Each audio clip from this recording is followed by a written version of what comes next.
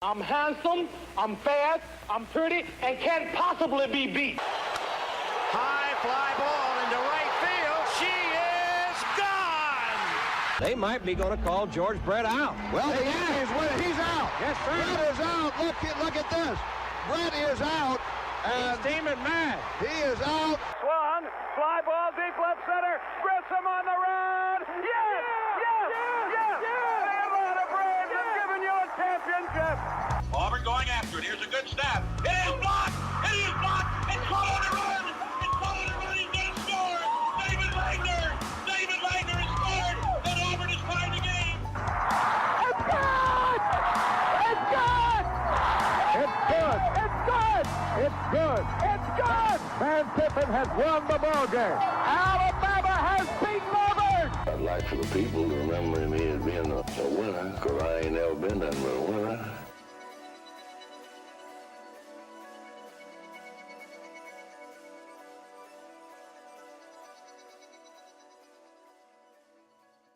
Welcome into another edition of the Total Chad Sports Podcast. We're at number 106 on the list, and welcome back again.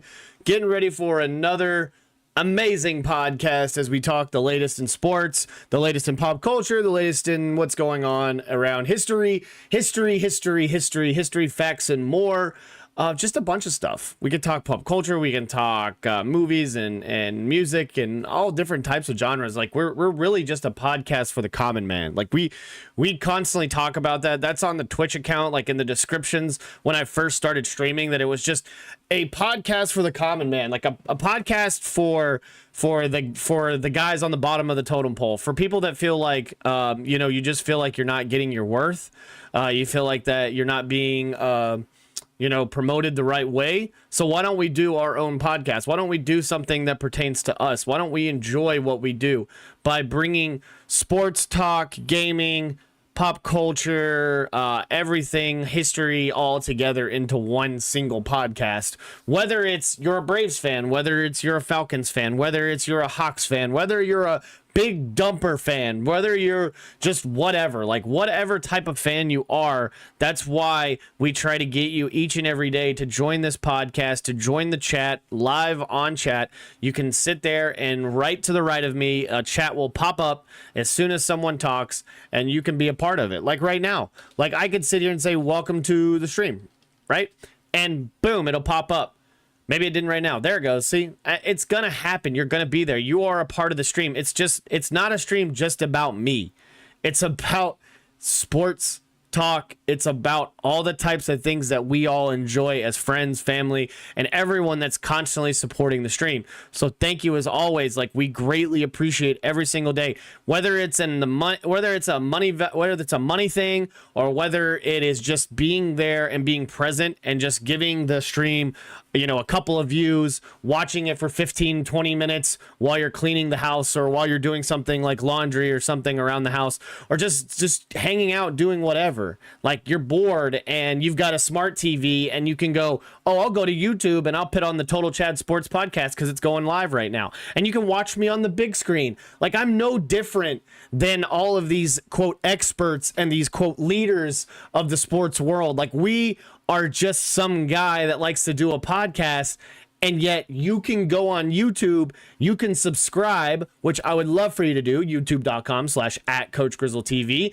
You can go straight to YouTube, subscribe, and then guess what? You're going to get a notification every single time that I go live. You're going to see it on your YouTube page because, hey, that's the last video you watched, or maybe you watched a couple of the old podcasts in some sort of way, and boom, it's on your algorithm now, because it's all about the algorithm. It's all about what you watch. Like, it's when you go down the rabbit hole of YouTube and you watch the shorts that we have been producing in these past few months have been doing amazing. We've been getting great views, whether it's bot views, whatever. It just seems like it's being very it's having a very positive impact. So it's really cool to be able to do that as well. Trying to find some of the best clips throughout whatever we talk about throughout the stream.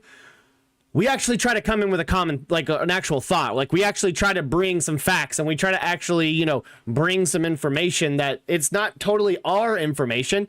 it could be somebody that's talked about it, but we're going to promote that person and say, hey, this is what I say, and then, or hear what they say, and then here's what my opinion is on it as well. That's the reason why we have the live chat throughout the entire podcast, so that you have an opportunity to ask questions, be a part of it, everything like that. And that's actually right now what can get you if you subscribe to the Total Chad Sports Podcast. All you got to do is pay $6 a month. You can do $5.99. It's all right. You can Venmo, you can Cash App, you can do whatever you want.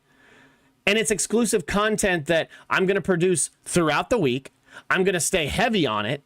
If we get actual sponsors, you will have an actual sponsorship in the Total Chad Sports Podcast. It'll be rotating throughout. It could just be stuck right there, static in the bottom left corner of the stream.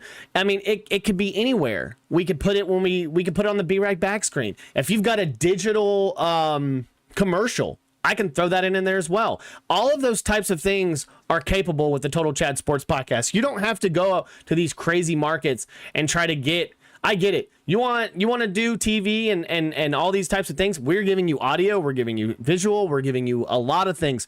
We're giving you gaming content. We're going to give you, excerpts throughout SEC Media Days, or something that's going on throughout the college football year, through the NFL. All those types of things. All-Star game that we're going to talk about later on in the podcast. I mean, there's a lot of things. Recapping the home run derby that was the home run derby, and probably one of the easiest ballparks to hit a home run in. And it was disgusting. I mean, yes, a lot of those balls looked disgusting going out of the park, but dead center in Truist Park is 400 feet. So, dudes can, rake. Obviously, in the MLB, guys have a lot of power. But when right field is 325 and left field is 335, that's a problem. That you should be knocking them out of the park. We'll talk about the kid that robbed the home run from Junior Campanaro, whatever his name is, the dude from the Montgomery Biscuits. I mean, there was a lot of fun.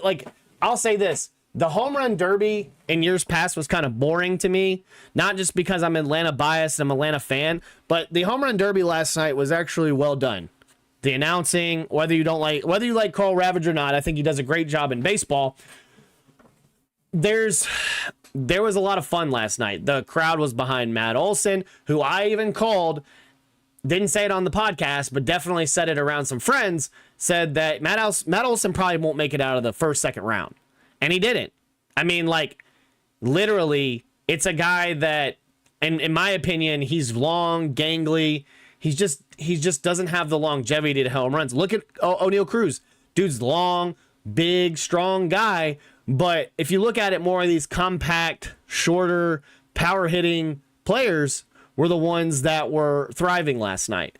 I mean, we don't even want to talk. I'm going to tell you right now, we are not going to talk about Jazz Chisholm's, because I saw the greatest meme ever watching Jazz Chisholm hit home runs last night in the home run derby. I'm sorry, hitting 3 home runs, or however many he hit, 5, however many he hit last night.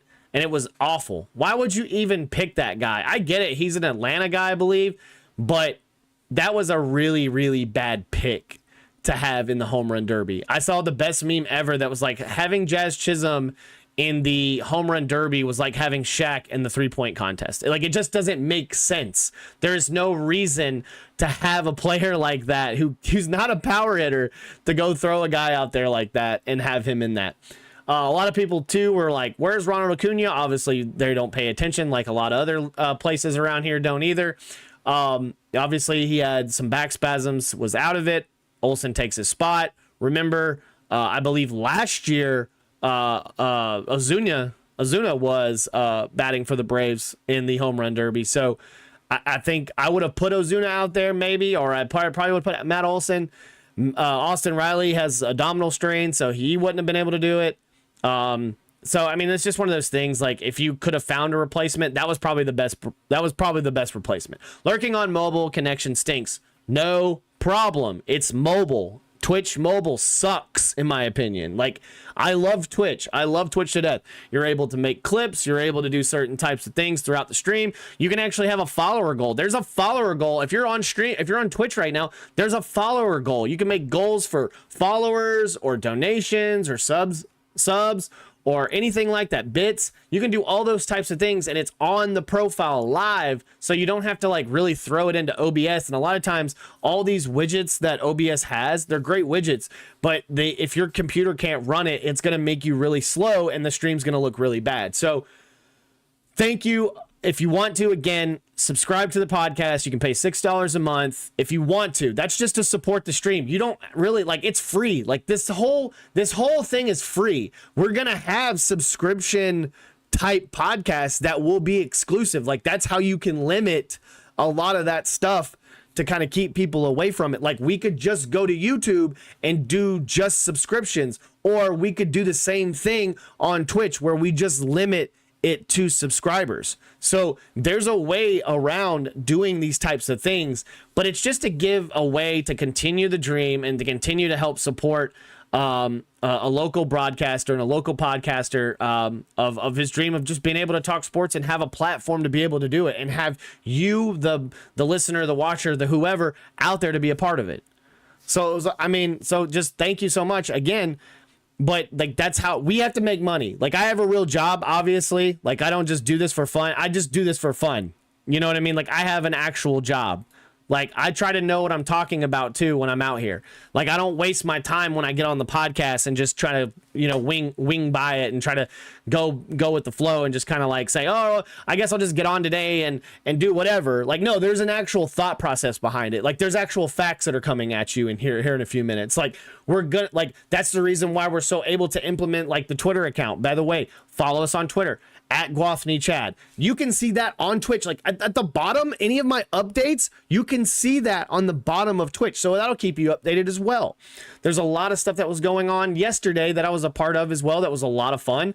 There was a 7-on-7 camp that I was a part of. So that was really cool. So we'll talk about that too. We won't talk about the ending so much, but we will talk about the great number of people that were out there giving their time to promote these great local kids. Because like I talked in the earlier podcast about going to it and about just being there to promote these great local athletes, because we've said this many times. We've had so many great athletes come through this area, and so it's just something that I wanted to be a part of and I really wanted to be out there for. Granted, I didn't go to SEC Media Days. Like we're not talking like that's the second place I would have gone. As soon as I found out about it, it's like, oh, that's awesome. I'm going to go over there and do that immediately. We're going to get our chance. One day we will get our chance to, quote, network with other media people at SEC Media Days. We're just one step closer. We've gotten to the invitation part. Like we've been able to vote on what the top 14 or what the top 16 is going to be. And at the end of the year, like we've been able to do that. That's the reason why in the podcasts in the past, since then, we've been able to give our own take and give our own predictions on how they're going to finish.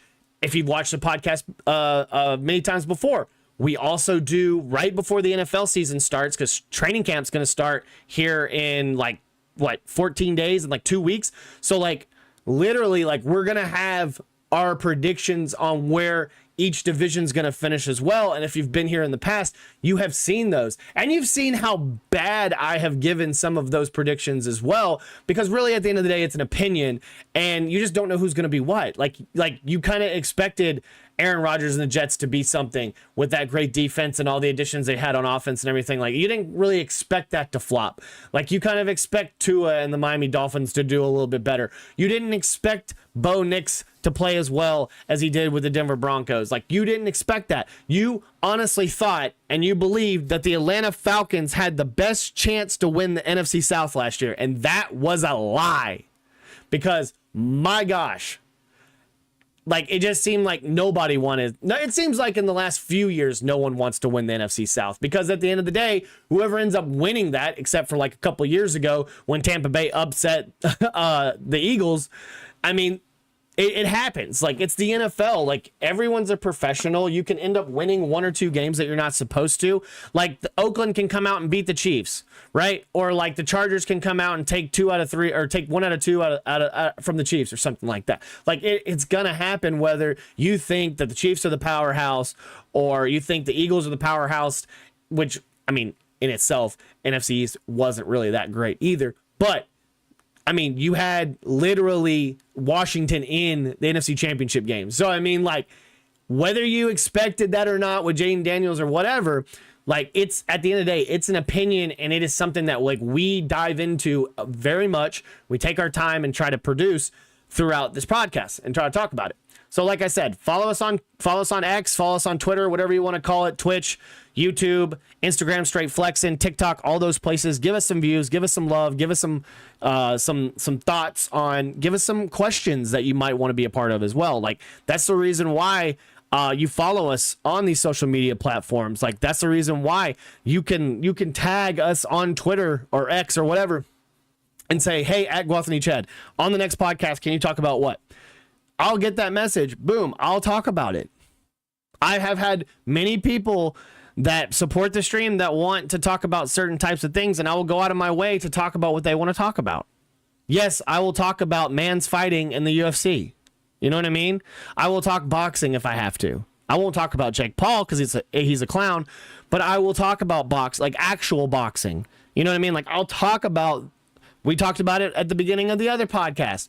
We will talk about Wimbledon and 10 other tennis events or golf or something like that, like the Scottish Open or something like that. Like, we'll talk about those certain things, but it's really certain things that pertaining to us that we enjoy right now and things that are like the most popular thing going on right now.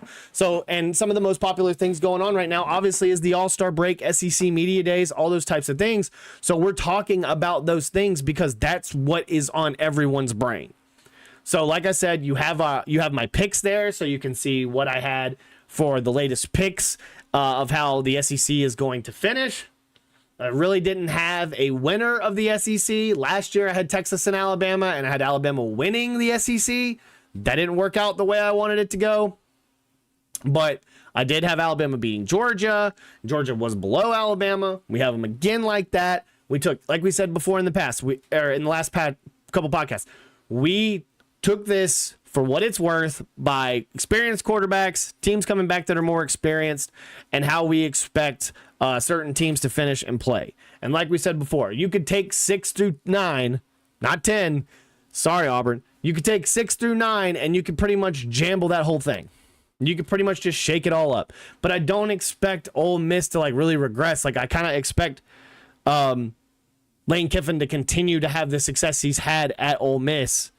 And if South Carolina can get past a few games, can beat Clemson, like, they have a really good chance. They had a really good chance last year to make the college football playoff. Like, LSU, as good as they're supposed to be with an experienced quarterback in Garrett Nussmeier, Garrett Nussmeier, they're supposed to have, like, they should compete for the college football playoff. So follow us on X, @Guathany Chad. You can see everything there. You can see some of the things we've tweeted since today.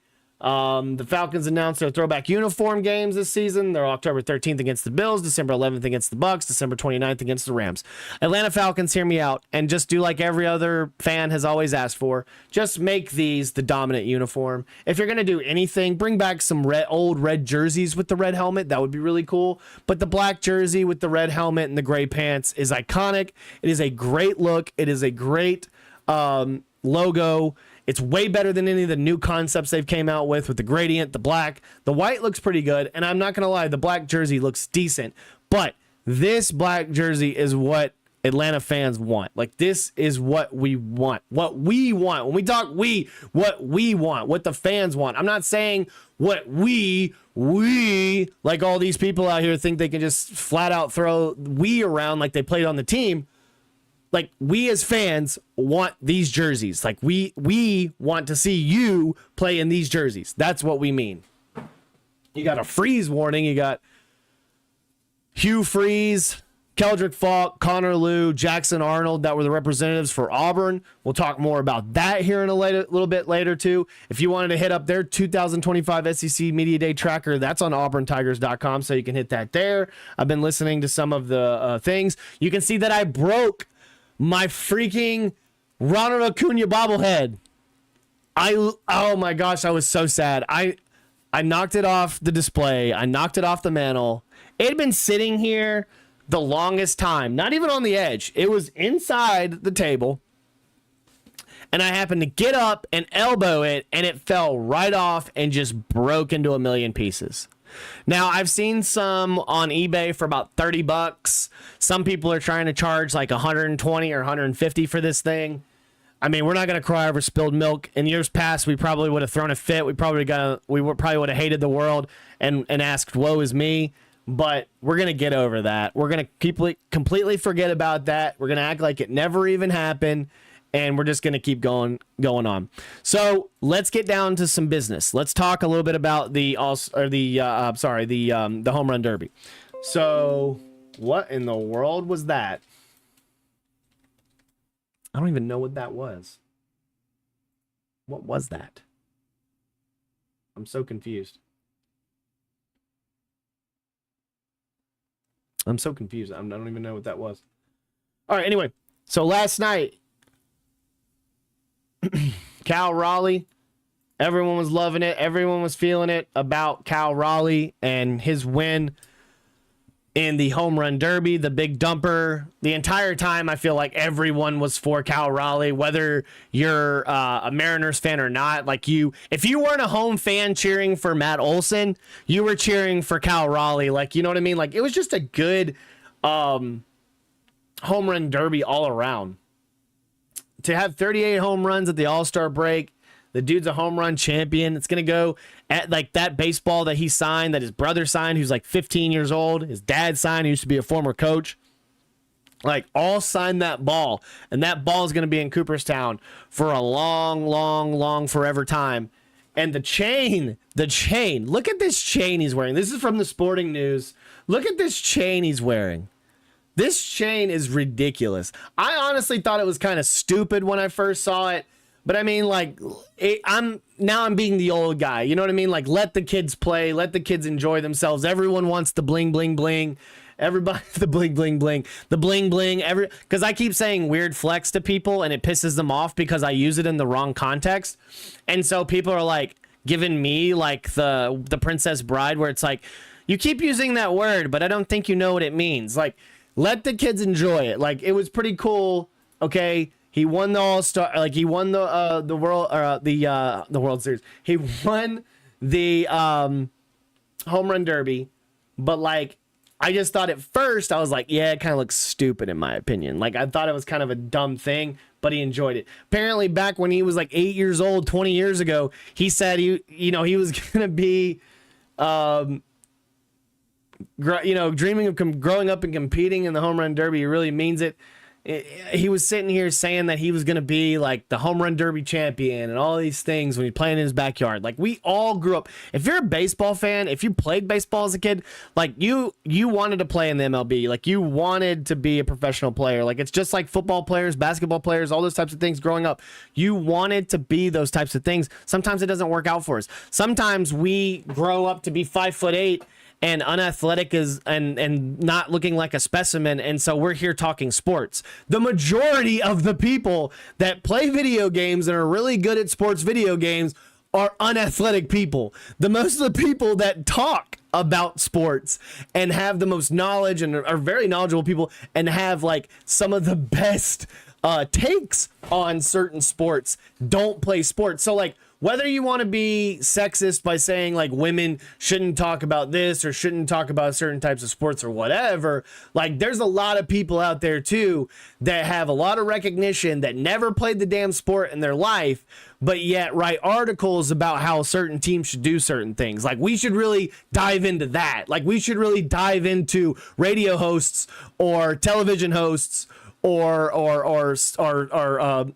magazine writers or online writers that never played the sport in their entire life, but apparently are keyboard managers and are keyboard head coaches and know exactly what the team needs and everything like that. I will take an older guy that's been around the program for many years and has seen so many bad games and seen some good times and tell me what direction the team should go. I'm not going to take some young dude that just got out of college and is like, oh, I can write really good. I can write really well.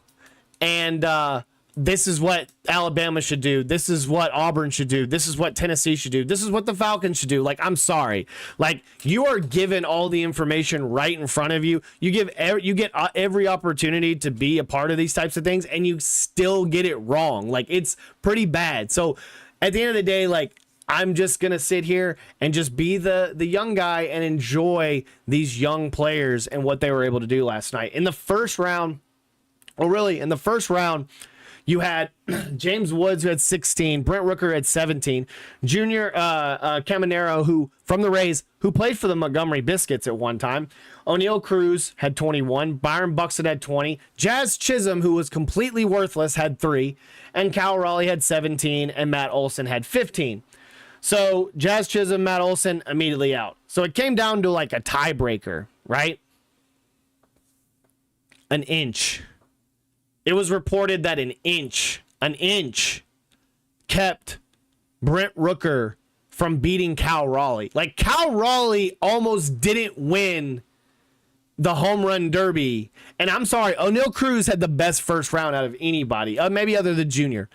But when it came to like electrifying home runs and it just felt awesome, like O'Neal Cruz stole the show in the first round.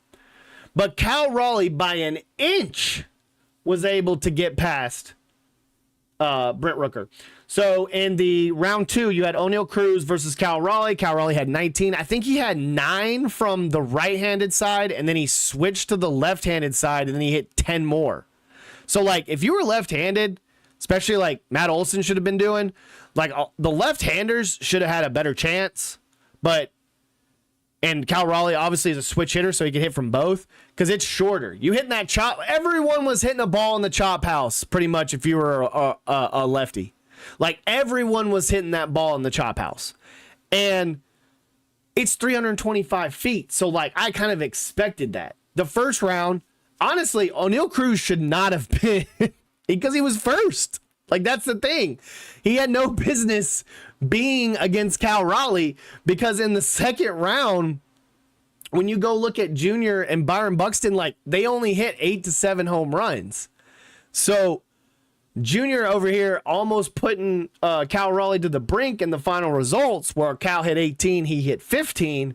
I mean, it was just a great home run derby in general. Cal Raleigh hit 54 home runs in the thing. Junior hit 44. O'Neal Cruz hit 34. Buxton hit 27. Brent Rooker hit 17, of course. And then you round out that 17-6, those last 4 that got taken out of the 8. Jazz Chisholm at the lonely 3 down at the bottom, who really, it was like, I'm just happy to be here. I have no business being here, but I'm happy to be here. It's like he was a part of the group and they all got A's and like everyone got applauded for their effort and everything like that. And then it's like he just got an A too. Like, nobody applauded him, but everyone's like, oh, well, he was with it though. Like, he was there. He was at least there. So he at least gets an A too. I'm sorry, Jazz Chisholm gets an F+, F-, gets a whatever you can't get, gets a U. You know what I mean? Because it was awful. It was absolutely awful sitting there watching him even be out there. Like, I get it. Buxton's from Georgia. Matt Olson's from Georgia. He went to McEachern High School, which I've said this many times before. Atlanta, what you call them, the Atlanta Braves, you could call them the Marietta Braves, the Cobb County Braves, whatever you want to call them. But the Atlanta Braves being in Marietta is where they should be. Like, that is definitely where the stadium should have been built. That is definitely where the home of the Atlanta Braves should be, because Marietta, especially Cobb County, is literally a hub for baseball. I mean, it is one of the best places, one of the most competitive places for baseball, that it's like, it only made sense. Like, it being in downtown Atlanta did not really do it so much justice. Like, I love Turner Field, I really do, but being in downtown Atlanta, like, the Atlanta Braves had no business being there. Keep the Hawks there and keep the Falcons there. That's fine. They're right next to each other off of Peachtree. Then you can go to Park Bar right before. That's a great setup, okay? But that's where that belongs. When hockey comes, I don't even think hockey should be in Atlanta. Like, it shouldn't be in the State Farm Arena or whatever they call it now. Like, they should not have it in there. Like, they should have their own stadium.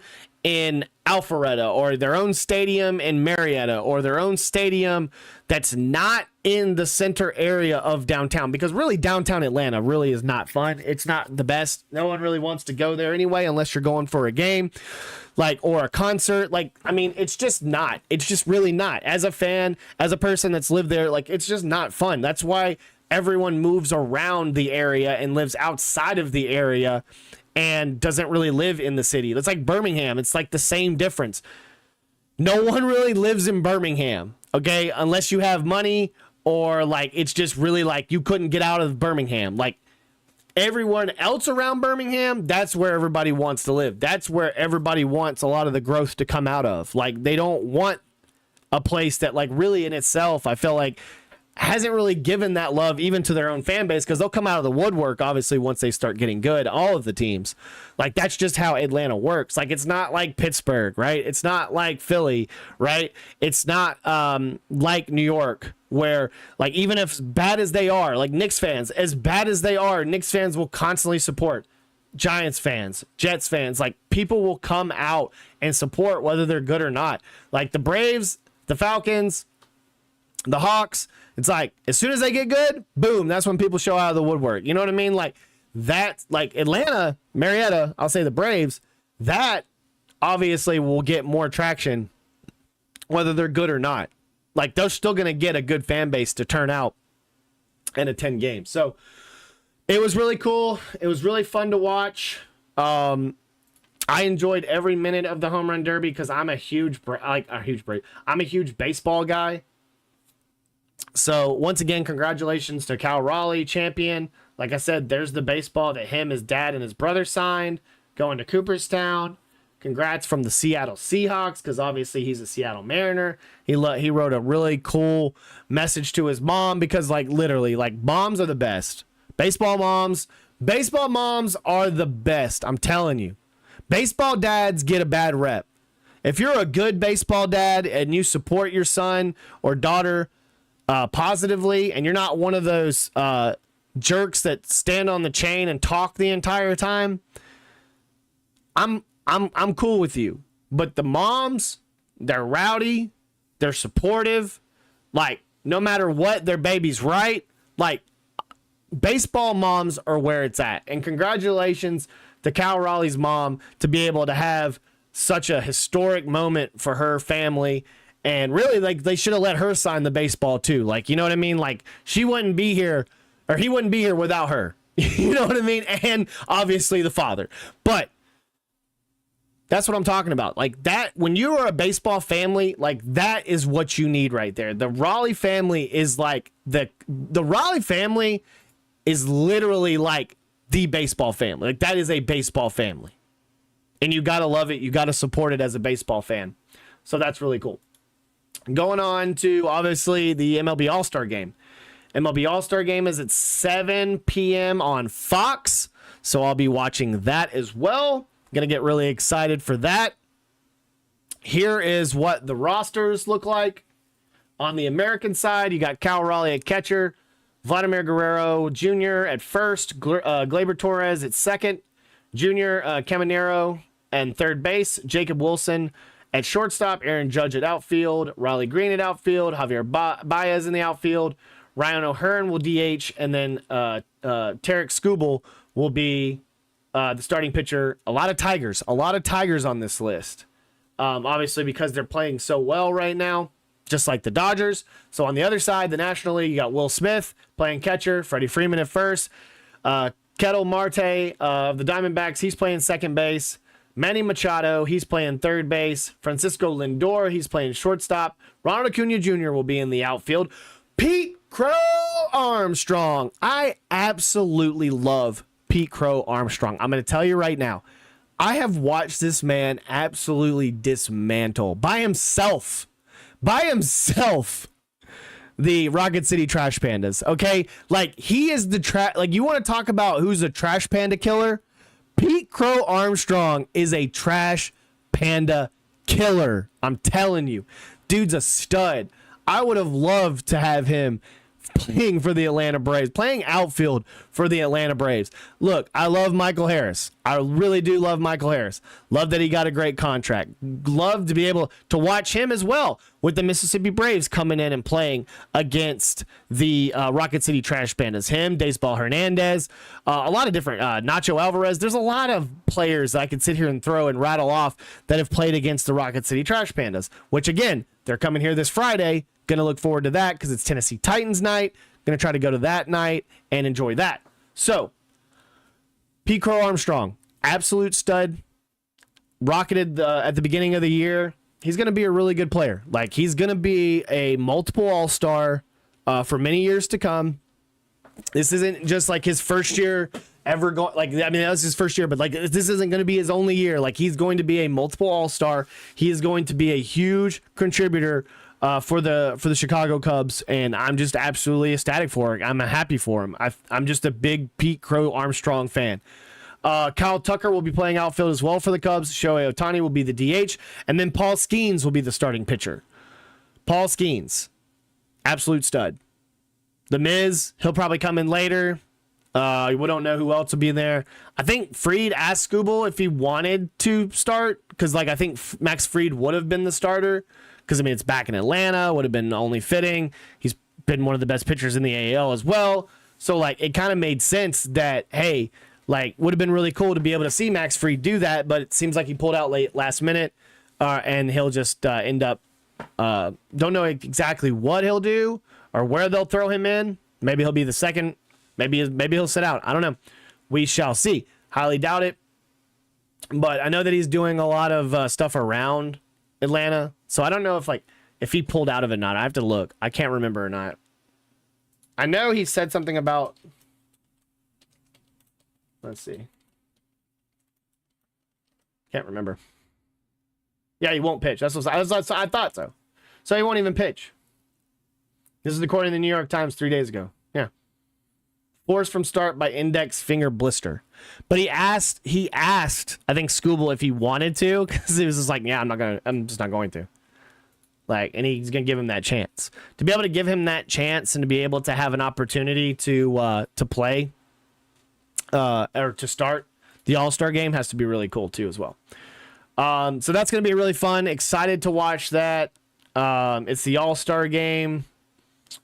I really wish it wasn't like these crappy uniforms. I really wish that they would go back to road versus home jerseys. Because I'm sorry, like, it's at home. It would be cool to see all the NL wear white or their home jersey. I mean, what'd be really cool is, like, why does it have to be home and away? Like, if let's say like Ronald Acuna wanted to be in the outfield with the red jersey, right? Why can't Ronald Acuna be out in the outfield with the red jersey? Why can't like Pete Crow Armstrong and Kyle Tucker, like, why can't one wear the stripes and then one wear the blue uniform? Right? Or like, why can't Shohei Ohtani wear the gray Dodgers jersey or the white Dodgers jersey? Like, all the Dodgers wearing a different color. Why can't Paul Skeens wear the black jersey? Right? Like, that would be cool. Like, if you just threw all these different colors out there or all these different jerseys out there instead of making it really, like, if you don't want to go old school and you don't want to go white versus colored or home versus away, really how it should be pronounced. Like, why couldn't you do that? Like, why? Like, I'm an old guy. I would love to see the home versus away jerseys. Like, I always loved the All-Star game because of that. Basketball, same difference. I like when they wear the home versus away. Like, why can't you do that? But I get it now. It's like ever since like 2008 or 2000 whatever, like, we had to make these stupid Nike jerseys because Nike controls everything, or we have to make these stupid, awful looking All-Star jerseys because stupid people will go out and buy them. Like, literally, there were people going around, and I saw a great video, and thank you, Chris Woosley showed me this earlier, where like people were going around and joking with the Atlanta Braves fans that like Ronald Acuna had been traded like minutes ago or whatever. And what was one dude wearing? A All-Star jersey, an NL All-Star jersey that was a Ronald Acuna jersey. It's just so you buy it.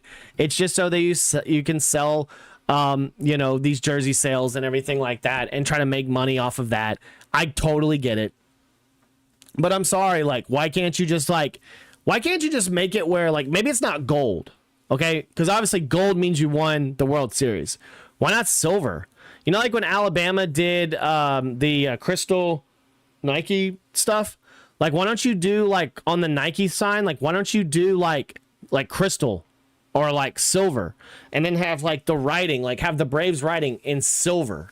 Like, that would be dope. By the way, Nike, why is my why is my Nike symbol coming off of my jersey when this is like a real jersey? So please explain, because it's a Ronald Acuna jersey, and they were messing with people saying that he got traded, and they actually were like at first believing that. Like, there's stupid people out there. You can go to any fan base and really do that to people. Like, you can go around Auburn and be like, hey, you know, Jackson Arnold got hurt, right? And then, like, people would be like, oh my God, I can't believe it, blah, blah, blah, blah, blah. Like, when it's like, Jackson Arnold is the starting quarterback today for the Auburn Tigers. Like stupid people will believe stupid things. It's like watching people go around, the political people, like, that are outside, like a protest or something, or they're outside of like a rally or something, and they go around and they're like, why don't you like this? Why don't you like this policy? Blah blah blah blah blah. And it's a policy that, like, their person they're voting for, that they're against, but they're like, oh yeah, I agree, I totally agree, you know, because he said it or she said it or whatever. Like, and they're obviously too stupid to, like, actually go out and, like, you know, maybe find facts on the certain things. Like, it's just hilarious that certain people are that gullible and they're that dumb to be able to believe it. So we've got just a few hours before the All-Star game. It'll be happening when you watch this podcast. It'll be tomorrow. It'll be yesterday. It'll be last few days, whenever. We'll see what happens. I think it's going to be a really good game. In the All-Star game, to be honest with you, I think it's going to be a really good matchup.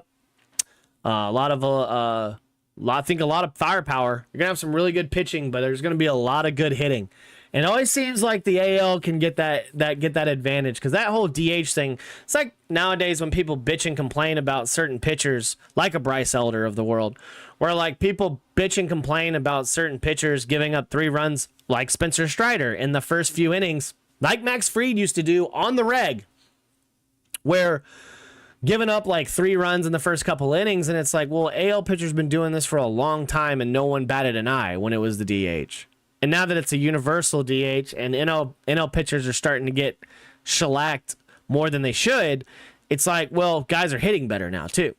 Like, nobody was bitching and complaining during, like, the steroid era or the early 2000s, late 90s, where dudes are hitting like 20 home runs, right? Or a dude, like, and this is before the All-Star break, hitting like 20 something home runs, having a bunch of RBIs, and then batting like 300 or more.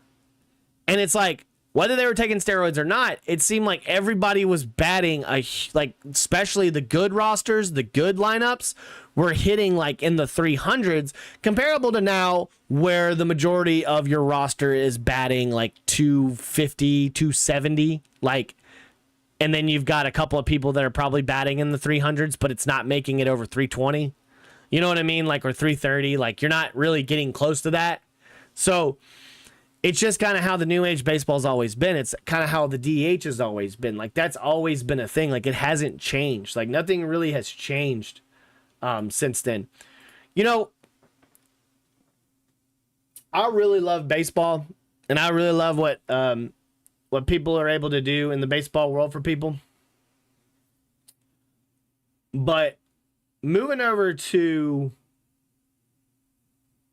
football, because we're getting into the SEC Media Days, we're going to start talking about what what Hugh Freeze had to say during his press conferences, whether it was question A, whether it was the main press conference, what some of his players that he brought said, Keldrick Falk, Connor Liu, Jackson Arnold, what they said during their question A. So we'll break that down as well in just a second. But I'd have to take a minute to talk about Teddy Bridgewater. I've always kind of been a big fan of Teddy Bridgewater. I've always liked him as a player. Because I mean, like, he was Lamar Jackson before Lamar Jackson. Like, can we sit there and say that? Like, he was Louisville before Louisville. Teddy Bridgewater, all right, got suspended from his position as a high school football coach. Okay, for allegedly providing impermissible benefits to his players. I also saw what he was providing to those players out of his own money.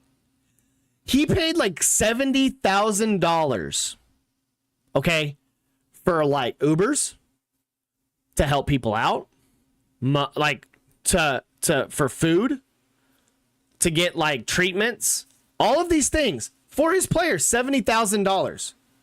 I live in a city where we're paying a head coach like $100,000 just to be the head coach.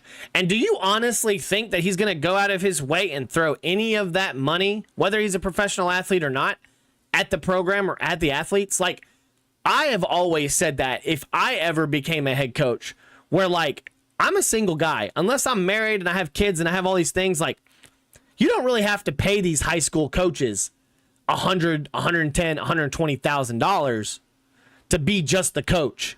Like, a lot of these coaches, especially around here in Alabama, unless you're, you know, Hoover, some of the places down in the Gulf, like some of the bigger schools, Thompson, all these types of things, like, you don't have to pay teachers you don't have to pay them to be teachers or anything. They can just be coaches because they have the money, because they're basically universities.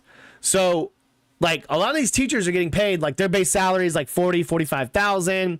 They may make a stipend of like 20 or something like that, like extra. So they're getting paid like 60 or 80 or whatever. But like these football, like big time, big classifications, they're making about 90, 100,000. Like, that's just the norm. Like, that's what you're going to do. And I've always said this, like, you could pay me $40,000 to be the head coach. That's more than enough to survive on. It's like all these WNBA players complaining about how $200,000 a year isn't enough for them and how they need to fly first class and do all these types of things. All right, well, prove it. You get paid by proving that. Like that's cool. Like, you want to get paid more money, then like bring more attention to the game. Like, bring more or go out and do more to make that more money. Like, for me, you could pay me $40,000. Like, let's say I'm getting paid $100,000 to be the head coach of like whatever program. All right, I'll give you right now, I'd give the program $60,000 back. All right, you take that $60,000 to $70,000 that Teddy Bridgewater allegedly spent on his players. Like, okay, I'll throw that $60,000 back at the program. It'll get us uniforms. It'll get us all these types of things, food, could coordinate travel, do all those types of things. You could literally handle all of concession stand money, whatever you needed to do. Boom, right there, back into it. And then I'm still just doing my job. I'm still just being the coach instead of being a teacher. Like, it's not hard. It's not rocket science to figure it out. Like, you don't have to pay people a ton of money. That's the thing. Like, unless you're like a professional coach, unless you're a college coach that's getting paid a good bit of money because you've put in the time and the effort, like, these coaches should get paid $40,000 to just be the coach. Like, you shouldn't have to make them the teacher. There's no reason for it. Because you can pay them the $40,000 to be the coach, there's no problem there. Like, if you're able to pay a coach a ton of money to not have to be a teacher, you can pay them $40,000 to just be the coach. And I guarantee you, what coaching should really be about is it shouldn't be about the money. It should be about the players. And at the end of the day, you should be just fine with what you're making. Like, you know what I mean? It's manageable. You can afford a house. You can do all these types of things. Well, I don't know. Maybe not nowadays. Some of these cities that are dumb enough to build all these vacant hotels or vacant apartments and everything like that in their downtown area, like they're doing around here, or where they're like basically giving new people a year free rent to just come move here because there's some engineer or rocket scientist or whatever, and they have buku money, and that they can pay for an apartment that's about as big as my apartment, but it's three times the amount. You get no backyard, and you have to live in some loft in, downtown, wherever. So, like, I'm sorry. Like, I just think it was kind of stupid that he's been suspended by his position when allegedly he spent like $70,000 on like his team. So suspension came from MNW, and it's impossible to suspend someone who doesn't work for you. So if I'm suspended from MNW, I'm free to go to another school of my choice, but I'm not going anywhere. That's what he said on a Facebook post from Miami Northwestern. So he's still remaining at his alma mater. We'll see what happens. I think it'll be water under the bridge. I think they'll figure it out. I think it's not as, I don't think it's as bad as people think it is. Like, it's not scumbaggy where allegedly people can just, they can literally, like, cut through the red tape of, like, they could just have, like, I could be like a workout facility. And I'd be like, all right, these two athletes and their families can come live in these apartments that I'll pay for. And that can happen. And there's no issues. There's no problem. Because the school's not paying for it. Outside sources are paying for it. But they're living in the area, being supplied by so-and-so. Because so-and-so's kid's going to be like some stud wide receiver or some stud running back or whatever from Texas or Florida or wherever.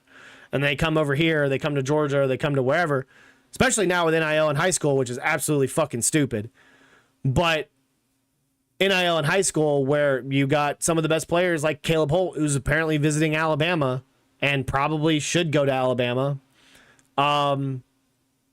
basically cut and ran after he won 2 state titles in Alabama and went to Buford, Georgia, or wherever the hell he went, wherever high school he went to, but went to Georgia because NIL money. So it is what it is. Like, but to see there and just to do that to him is pretty low. About as low as trying to take someone's dreams away from networking with people at SEC Media Days. But hey, we digress. Okay.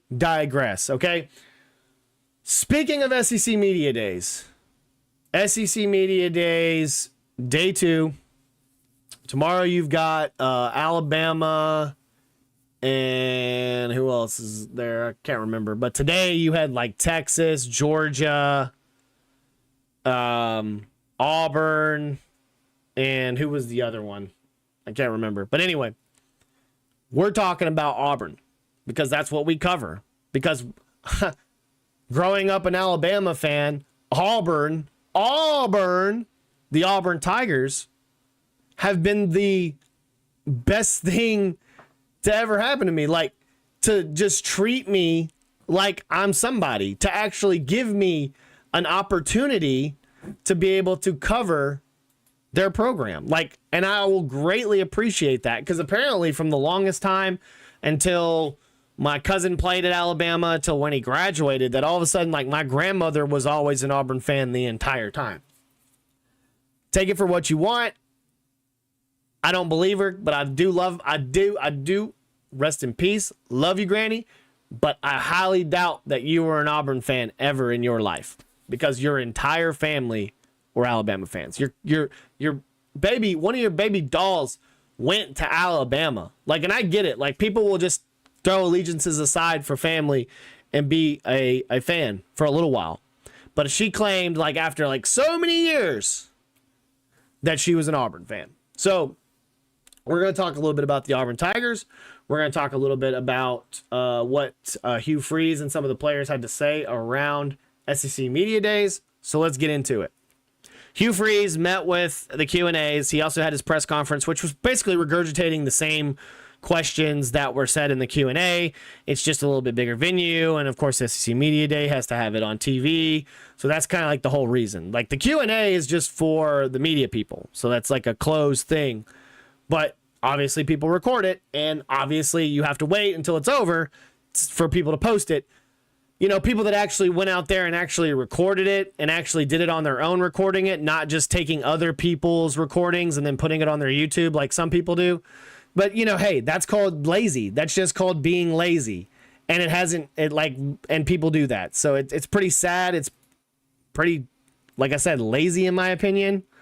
But people will go out there and do that. They will take other people's podcasts or their other people's broadcasts, and they'll put it on their own YouTube. I don't know how that's not copyrighted. All I ever did was take a video from Twitter where Wyatt Hendrickson wins, like, you know, the wrestling title, and I'm over here getting copyright issue on shorts because I took a video. Like, what? It's all common. It's all there. It's there. It's for you. Like, how is that copywriting? I didn't take a movie and sit there and put it on Twitch, or I didn't take a movie and somehow put it on YouTube, and it's okay to sit there and play the entire movie through YouTube with no copyright issues. So, like, it just didn't make any sense to me. So I took a lot of notes because I obviously want to bring you some actual facts and some actual things about what happened throughout SEC Media Days. But Hugh Freeze met with the press, and a couple of the questions that were asked. One of them was why Jackson Arnold was brought to Auburn after there were so many other quarterbacks that entered the transfer portal. Hugh Freeze said he just wanted him since high school, like most. Like, everybody wanted Jackson Arnold, and he wanted himself, and he got him. And he just loves the way he plays. I think he fits his scheme, everything like that. He loved how especially he had to throw some shade at Alabama. He said especially the way he played against Alabama.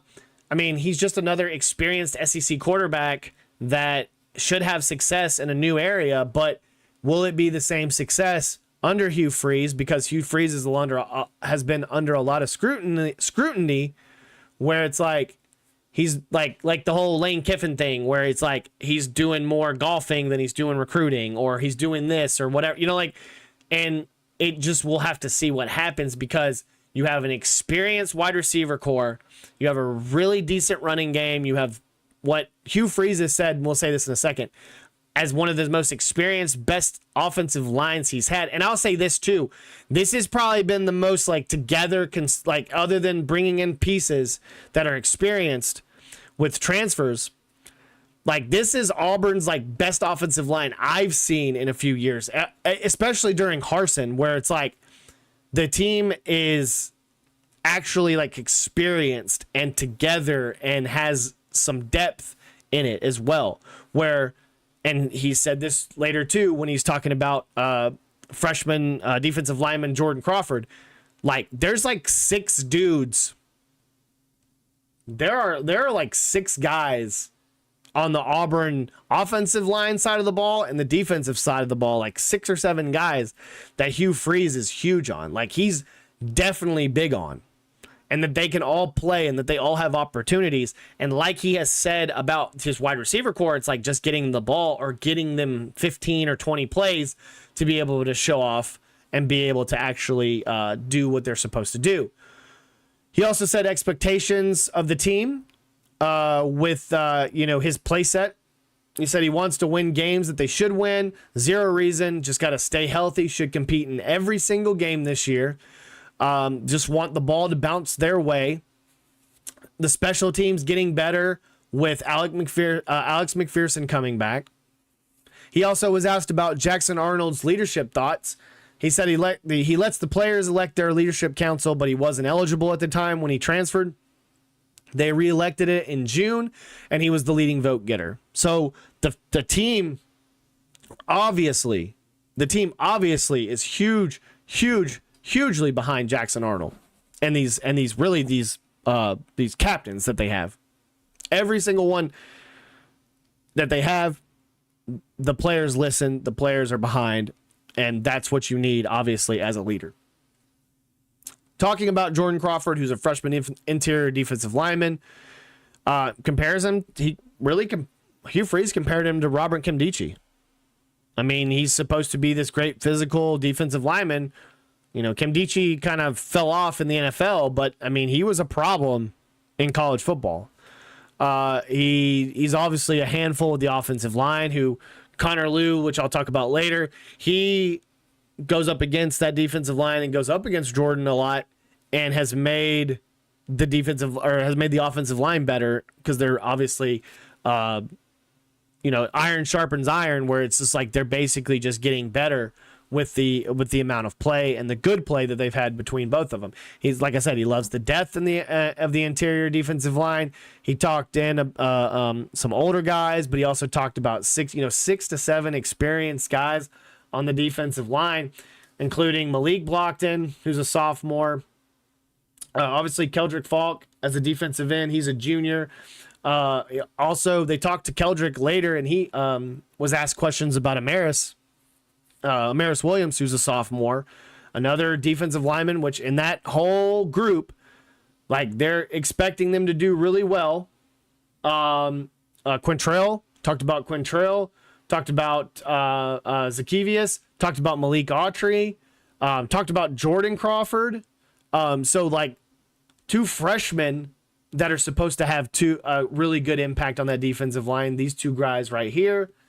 But also have, like, the success that they're going to have with certain guys coming in, like Dallas Walker, the fourth, who's a senior transfer. Where is he from? He is from Western Kentucky and Texas A&M. So, like him coming in and being a positive factor on that defensive line. So, like, there's a lot of good signs. Auburn's never had a problem being a good interior defensive lineman, or having good interior defensive lineman, I should say. Like, they always seem to have a consistent interior offensive or defensive line. They have pretty good cornerbacks, or they have a really good running back. And it's like, yeah, like they're that's kind of like that. That's their MO. Like, that's Auburn for you. Like, obviously quarterback play has been the issue the last few years, but these have been quarterbacks that have put Alabama to the brink, who have had either Heisman winning quarterbacks, or have had national championship winning quarterbacks, or have had dudes that have been in contention for the Heisman, are supposed to be first round draft picks, like Jalen Milroe. So I've said this many times.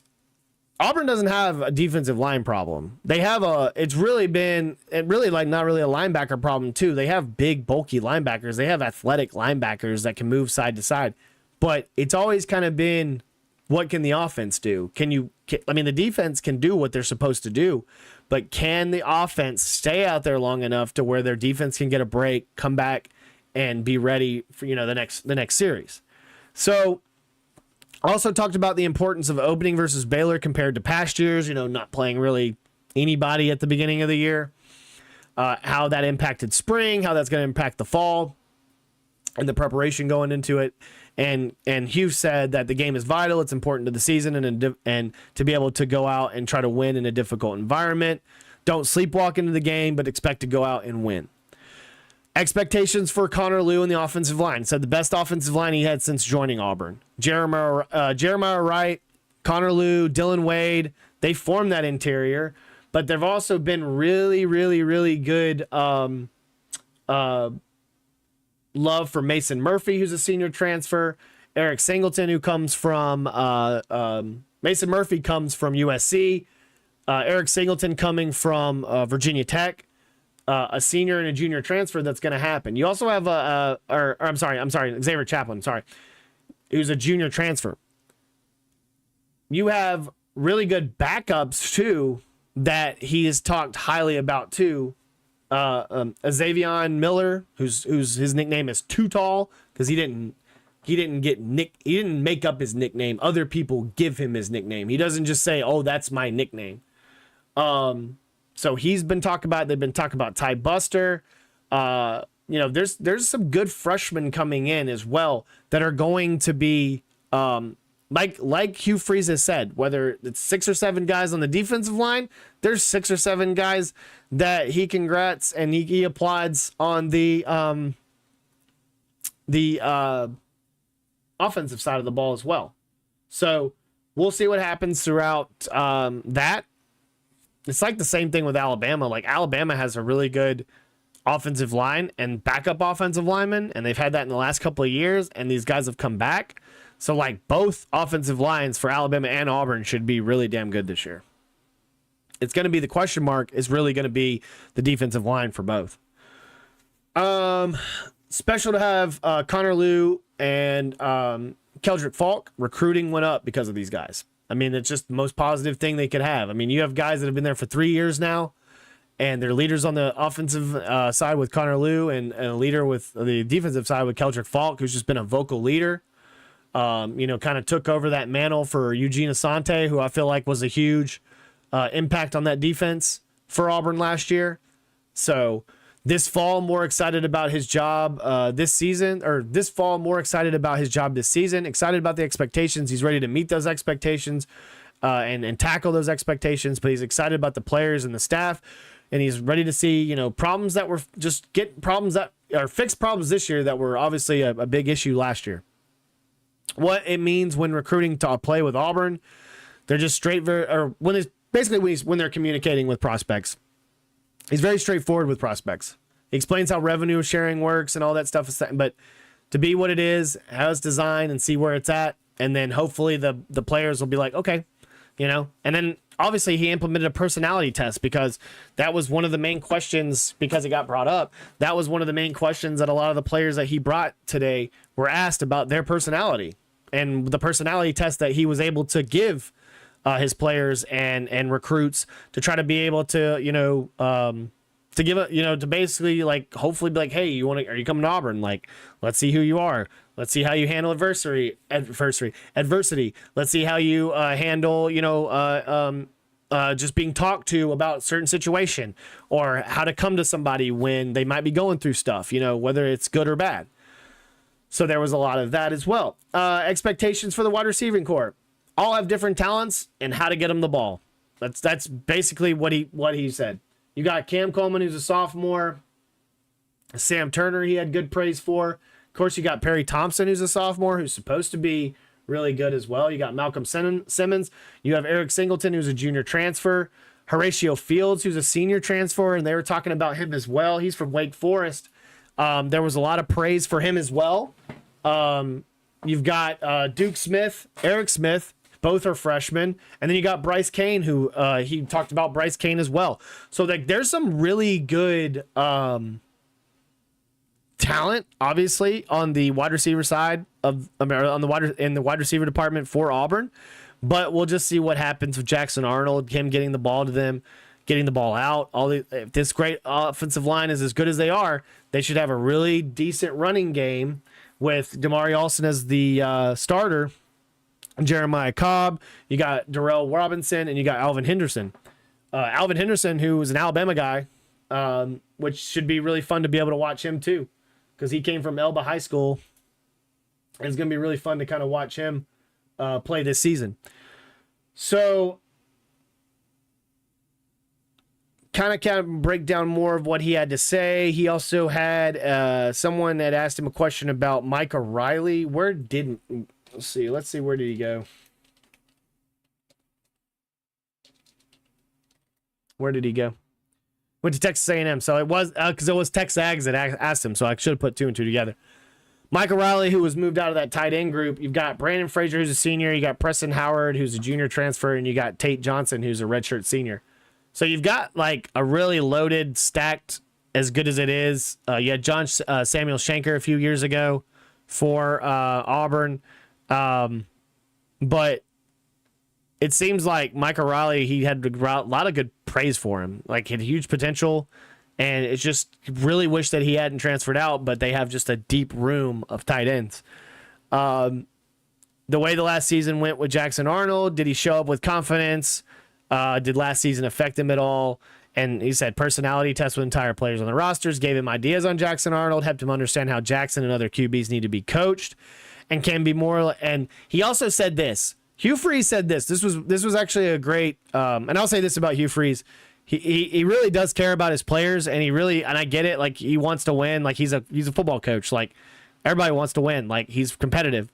But he told the media that, like, how he is around some of the players, like, and what he said around this personality test is, Hugh Freeze said he can be more like Michael Jordan. Like, he can harp on people to try to be better. Like, he's a Kobe Bryant of the sorts, where like, he can be hard on you. Like, why aren't you doing this? Why aren't you getting better? Why haven't you done this? Why aren't you trying to better yourself? All these types of things. And he can be hard on players, when at the end of the day, he really needed to be Scottie Pippen. So, like, he really needed to be that role player and, like, help his quarterbacks or help certain players and talk to them a certain way, by obviously being less of a Michael Jordan of the sense and being more of a Scottie Pippen. So I will say this. I did really enjoy what Hugh Freeze had to say on that. Auburn reversing scoring in the red zone with issues from last year. Obviously not as successful as last year. They were dead last in turnovers. Got to make stops on critical downs for the defense. Kicking game wasn't very successful with all the misses. Of course, you had Ian Vachon, who let LSU Lynch out there. That was his nephew. So that was really cool to be able to see that and be able to see his guy go out there and play for the Auburn Tigers, kick a few field goals during the Iron Bowl too. So, I mean, that was really cool to be able to, I'm sure that was really cool to be able to experience, because like my cousin was a walk-on wide receiver out of Pelham for Alabama, and Alabama was like on probation and was pretty bad, blah, blah, blah. But being able to go to a bowl game, being able to go to some of the really good games, and being able to watch him play football for the Alabama Crimson Tide growing up as a kid, pretty damn cool. So if I had a cousin, if my baby cousin, if he wants to go and he wants to go play for San Jose State, and he wants to go play baseball for them, and I see him in the playoffs, or I see him in the College World Series or something like that in postseason, even in just regular ball, if he comes here and, like, let's say San Jose State plays Alabama or Auburn or somebody here traveling here or in like a tournament or something, you bet your bottom dollar I'm going to watch him play. But to finish up that, I was studying what went wrong, running right plays, coaching the right way. So he said this last year too. Like, he said this many times. Like, Hugh Freeze has said this, like coaching the right way, getting guys in the right position, and then just running the right plays. Here's what Jackson Arnold had to say to the media in his press conference. His first question was decision on coming to Auburn. Coaches immediately started texting him and communicating as soon as he went into the portal. Seemed like Auburn was like highly on him and wanted him that day and did everything they were supposed to do. He said the next day they had a Zoom call showing offensive depth. Jackson Arnold was excited about the young defense and how much pride they take into being a really good defense. And then the offensive scheme under Hugh Freeze was like the perfect fit. So like he was set on that. I think later I wrote it down somewhere where he said like the huge reason why was because of the RPO. I think he said because of the RPO and something else. It was the RPO offense and I guess just the scheme of what the offense was about, and that was the fit. That's why. Oh, that's what it is. This is the very next question. And two questions. Sorry, because there's one before that. A couple more before that. Thoughts on the personality test from Coach Freeze? How to be coached, important for team. Took it on his official visit. Thought he might have used it. Jackson Arnold thought Hugh Freeze was using it to weed out players, like, obviously guys that don't want to be here, because that's really pretty much that's smart. Bringing from Oklahoma and coming to Auburn. What is he bringing from Oklahoma and what he's bringing to Auburn? Obviously the wide receiver core in the Plains, and he's excited about the players that they have. He said, what about the scheme and why is it a good fit? He said the RPO game and the deep shots are what he really liked. He said he meshed well with Hugh Freeze and obviously what he does on offense. But like he said earlier in the questions was, the defense, all those types of things too. Like there was a lot of other factors on why he wanted to come to Auburn. Same sort of seat at SEC Media Days, obviously, when he was at Oklahoma and what he accomplished there. He wanted to establish early on when he came to Auburn, obviously, he wanted to establish early on that he was going to take over the team, which obviously he's a captain, he's a leader, and they listen to him and they back him up. He wanted to make sure during the summer to be on that leadership council. So, like, he did everything in his own will, his own passion to himself, like where he was like, no, I'm gonna do this, like I'm gonna be on this leadership council, I'm gonna be a leader, I'm gonna be a captain, like, so kudos to him. Oklahoma being in the SEC, what was his welcome moment to the SEC? He said moment till now, how game has improved, and then he said that his biggest SEC moment was walking out and playing South Carolina. I mean, those two big defensive linemen, just that whole experience, I'm sure. But just playing in the SEC is obviously going to a game too, completely different than going to a Big Ten, ACC, Big 12 game. Like, it's just, there's nothing comparable to an SEC game. I've been to so many different venues. I'm not going to sit here and gloat and brag, but like, I've been to Alabama, I've been to Auburn. Like, there's nothing like Jordan Hare. Like, I've been to Death Valley. There's nothing like LSU. I've been to Bryant-Denny. There's nothing like Alabama. I've been to Arkansas when they played Alabama. I've never seen such devotion and such love for a freaking pig. You know what I mean? Like, Arkansas is different, okay, than other schools around the nation when it comes to the fan experience and the environment in a stadium. Ole Miss, when Ole Miss played Alabama, they were the baby blues. Like, it was a thing. Like, people were going absolutely bonkers. Like, the SEC is a different animal. It hasn't changed. I've been to Vandy. That's different. They played Auburn, and Auburn was pretty bad that year, but it's Vandy. Even Vandy now. You have Diego Pavia. I'm talking about going, 6-7 or 7-6, whatever they went last year. And then talking about why he came back to Vanderbilt, and he's over here talking about he and all the media members that were surrounding him and trying to get a couple of clips with him to win a national title at Vandy. Really? Dude, you won't get out of the top 10 in the SEC, let alone the top 12 in the SEC. I have you at 13. And that was being nice, because normally Vanderbilt or Mississippi State are usually the two worst teams in the SEC. Sorry, Hail State. Sorry, Cowbells of the world out there, but it's been the truth. So obviously, also his confidence now compared to finish with Oklahoma. He's so ready now. Feels good about how spring went, and still a lot of confidence in himself. And then the guy's got his back, which is very important to him. Coming from Oklahoma to Auburn, which fans are worse? Which fans are worse or rowdy? Texas or Alabama? He said people here can't stand Alabama. OU Texas is very similar, but he said the two best, and he's also said the two best rivalries in college football. And they say that in practice they lose points or have to do up downs if you wear red during practice. So like it's a serious thing. Like I'm sure it's the same thing at Texas. Like you wear that maroon or you wear that red, I'm sure they're going to hate it. You wear orange, I'm sure over at Oklahoma, they're going to hate it. You wear orange over at Alabama, I'm sure they're going to hate it. Like that's what a rivalry is. That is the definition of a rivalry. Doing something special here at Auburn, being in a new place and a fresh start, loves what Auburn brings and is beautiful, which it is a beautiful campus. And he just needed to be in a new spot. His expectations of playing in Jordan-Hare, which if the, so-called college football analyst, broadcaster, whoever that person was, actually did their research, they would know that Oklahoma came to Auburn last year and played Auburn. So loved playing there as an Oklahoma player. Said he is sad he doesn't get to see the eagle fly before the game, but he's very, very much excited. How to be sharp to beat a team like Baylor week 1. Great team, great test for program. Prepare for the same week like it's the hardest game every week. Connor Liu also met with the media as well. He was asked a few questions. How different does the offensive line group feel into the year 3? Combination of talent and meshing together, and excited to work in fall camp. Opening up with Baylor, how much of a difference does it make on fall camp? Does it change and prep opening game like that? Opportunity, and just doesn't really change much, just given an opportunity to start strong for Auburn.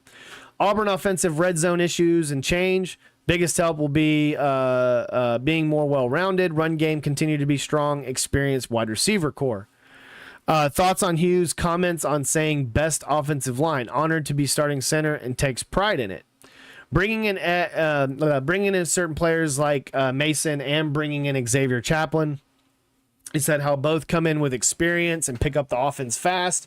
Didn't have to really coach them. And they just have picked on it so well and so easily that, it's going to be a problem with that interior offensive line and those two tackles that are going to be a huge, you know what I mean? Especially left tackle, especially Xavier being at left tackle and, keeping Jackson Arnold upright.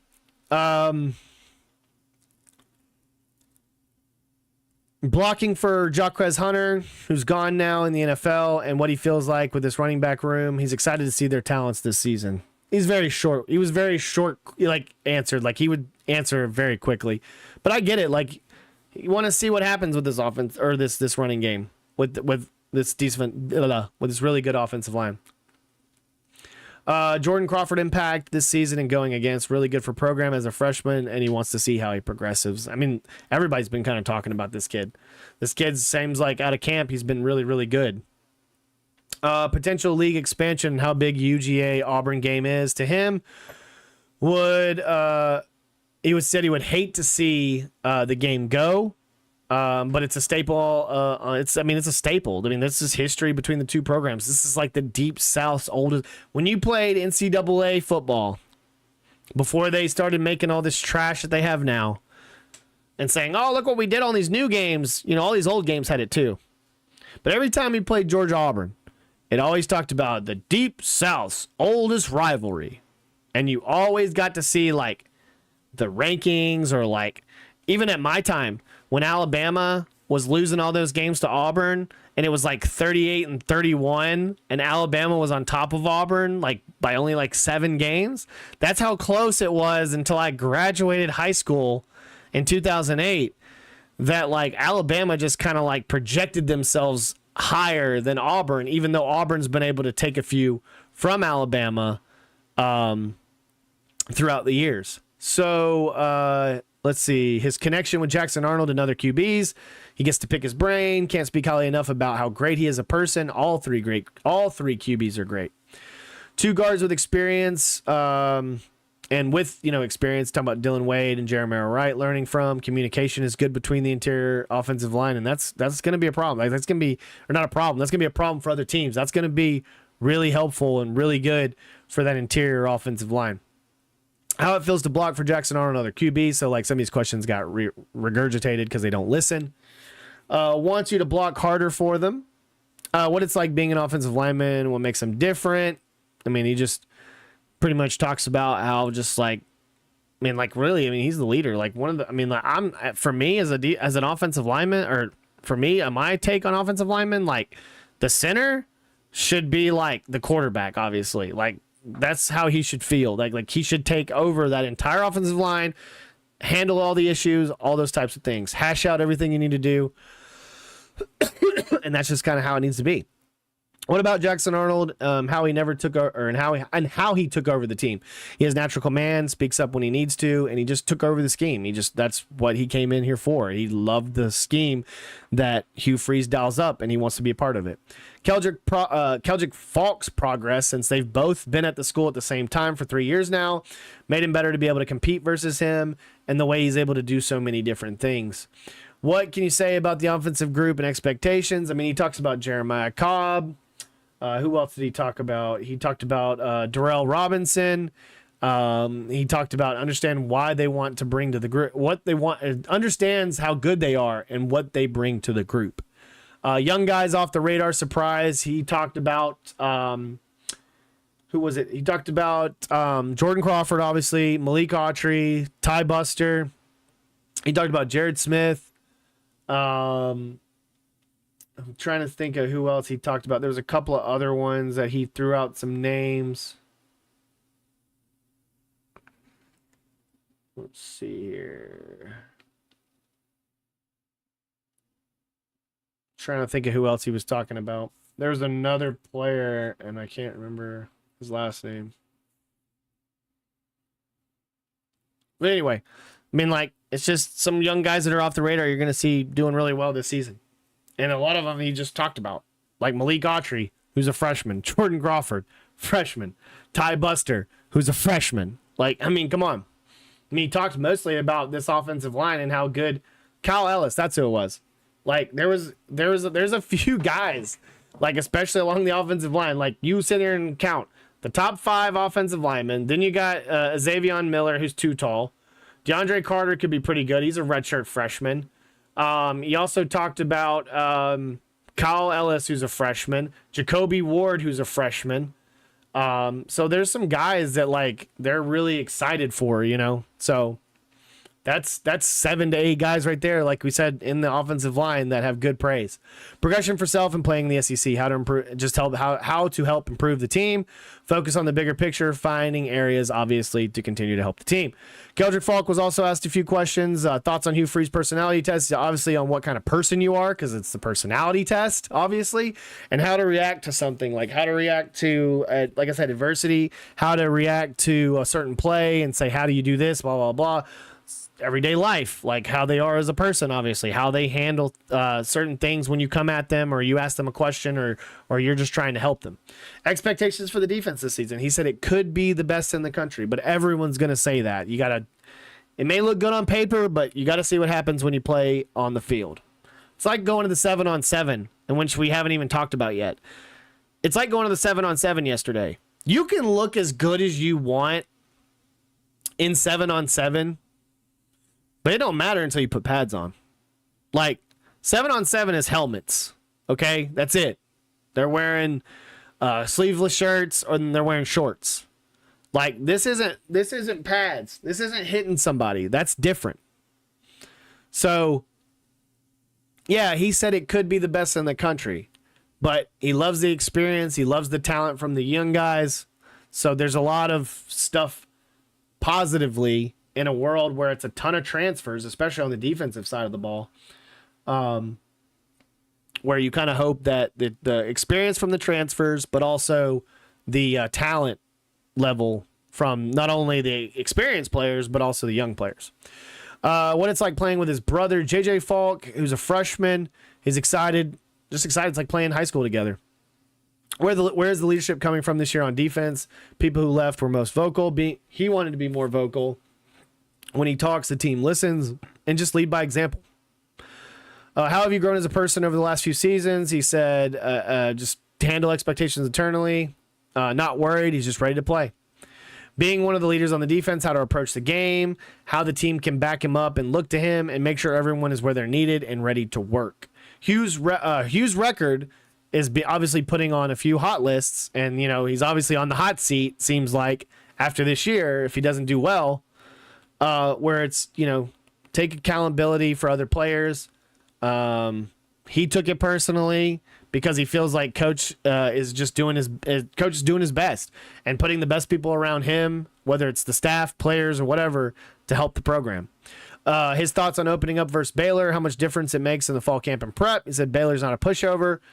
Coming in, opening up in the fall camp with a great mindset and just trying to start strong like everybody else has said in the past. Urgency to turn things around and get a winning season at Auburn. When he came in high school, he wasn't used to losing.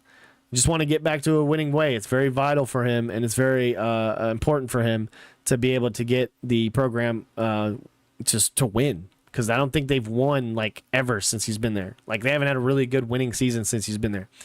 Thoughts on the Auburn UGA game being taken away possibly because of expansion. And he said no. No. And like I've said plenty of times before, there's no reason to take away the Georgia Auburn game. I don't care whether it's, you're playing a more competitive team because Georgia's really good and they've been good for the last decade. But you shouldn't take that away. There's certain rivalries that shouldn't be taken away. Obviously, Auburn, Alabama, Auburn, Georgia, Tennessee, Alabama, Tennessee, Florida, Arkansas, LSU, the Egg Bowl with Mississippi State and Ole Miss. Honestly, I think Texas LSU should be more of a rivalry now, too. Or at least Texarkana, like Texas and Arkansas, should still be a thing. Or Texas A&M and Arkansas, maybe. You know what I mean? Or Texas A&M and LSU. Those should be rivalries. But when we talk about the big rivalries that never should go away, yeah, Auburn and Georgia, Tennessee, Alabama, those are rivalries. Whether Tennessee's been bad against Alabama or not, it's the same thing. Auburn's been bad against Georgia in these last few years. You shouldn't take it away. It's like when Shane Beamer was asked yesterday, about his scheduling and everything like that. South Carolina has to play Clemson, and Clemson's good, and Clemson will still be good as long as they have Dabo. And they have 2 national championships under Dabo.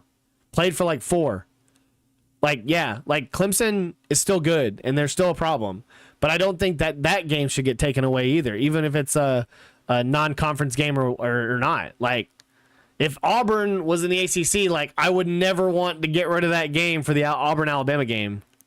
Jordan-Hare, every time the game is at Jordan-Hare, there's always, like, some weird spookiness to it. You know what I mean? Like, it's electrifying, in my opinion.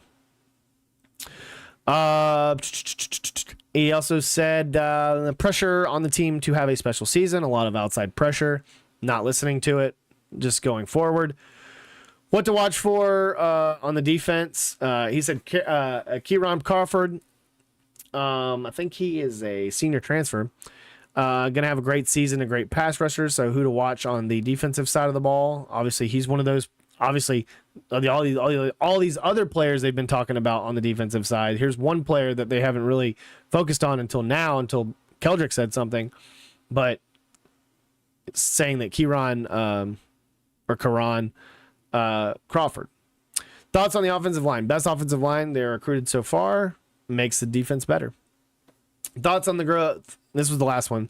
Thoughts on the growth of Amaris Williams. We talked about this earlier. He's a sophomore. He's a really good player. Contributes really well. Excited for him. Didn't get a lot of playing time last year. He's more mature and hopes to see more playing time out of him. I'm trying to thought I saved that, but okay. Anyway, that was my breakdown of the Auburn Tigers in the SEC Media Days. It was really cool, like I said, to be able to watch a little bit of that, kind of get some analysis on that, give you my thoughts on that, give you my breakdown on that. I mean, it's going to be an uphill battle for Auburn. I hope really well that they do something. I'm really excited that hopefully, again, I should be able to go to that game this year. So I'm really excited about that. Hopefully, Hugh Freeze doesn't get fired, obviously, after all these explanations of how great this team is and blah, blah, blah, blah, blah. But can they get out of their own way? We talked about it. We didn't really break it down too much because it's high school football and we're kind of at that point where it's like we're almost to the season's about to start. School starts back August 4th. I don't go back till the 28th. But Oklahoma is going to whoop Bama, probably. But went to the Southside Showdown. You had Randolph. You had Georgia's varsity. You had Tanner. You had Jemison. You had Hartzell. You had JP2. You had New Hope. You had Austin, you had Georgia, you had Grissom's JV, you had East Limestone, you had Sparkman's JV, and then you had Lee. Was a really fun, good experience to be a part of. These were some of the things I was going through. You kind of see some of the video, some of the pictures that were taken. These are obviously my boys. These are the Grissom boys that I'm gonna always constantly support and be a part of. So. The varsity went 4-0. JV went like 1-3 or something like that. But varsity went 4-0, got into the championship round, ended up losing to Sparkman with a late touchdown. I think it was at the end. And then obviously you're put out in the quarters, I guess you could technically call it. And then it went to the semis. Austin played Sparkman. No, I'm sorry. That's wrong. Sparkman played Randolph. Sparkman beat Randolph. Austin played no, that's wrong. That's not right. Austin was waiting to play somebody. What happened yesterday? Sorry, got that wrong. Lee was playing Sparkman. Sorry. Lee played Sparkman. Lee beat Sparkman. Austin beat Randolph. That's who it was. Austin beat Randolph. And I'm talking about beat Randolph. And then the finals between Lee and Austin were going down. Austin was leading 30-8. There was probably 5-6 minutes left in this entire thing. Then all of a sudden, during the Southside Showdown, it's a great name for it, by the way.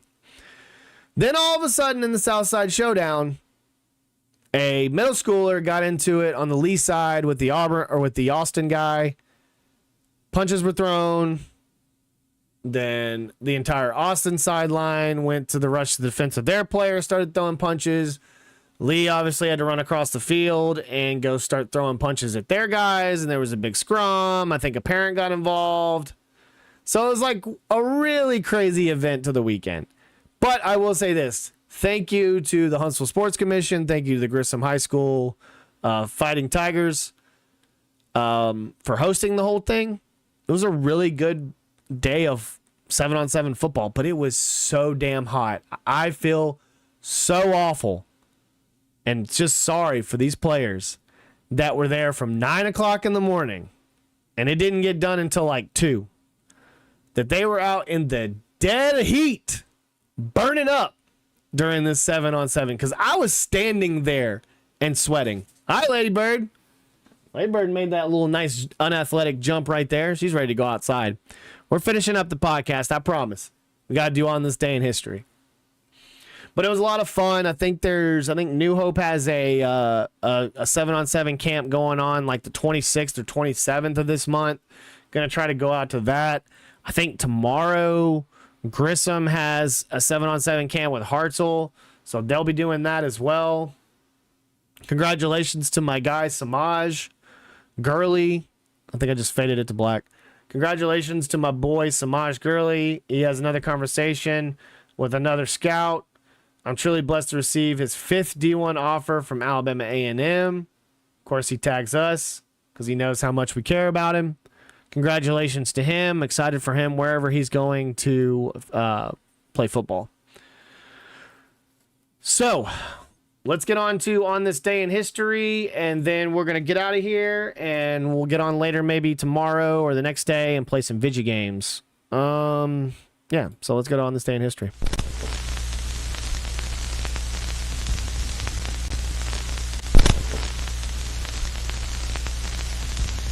All right.